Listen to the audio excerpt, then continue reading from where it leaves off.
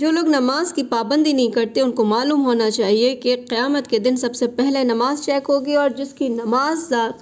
میں کمی نکلی اس کے اب برا حساب ہونا ہے۔ خیر،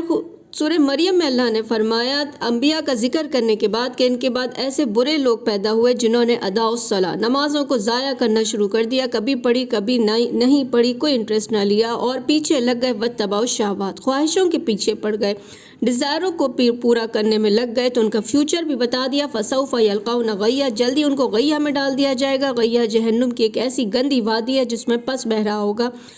بحقی کی حدیث ہے کہ غیہ میں سود خور، زناکار اور نماز کو ضائع کرنے والے ڈالے جائیں گے۔ ہاں، جس نے توبہ کی اور اچھے کام کی، شرط بھی بتا دی، توبہ کے ساتھ ایمان لایا، اللہ پر اچھے کام کیے، اس کو قرآن خوشخبری بھی دیتا ہے کہ اس کو جنت میں داخل کرے گا، اللہ کسی پہ ظلم نہیں کرتے، اور ایسی جنت میں داخل کریں گے جس میں یہ جو ہمیشہ کے لیے ہے، اور یہ اللہ کا وعدہ ہے اپنے بندوں سے۔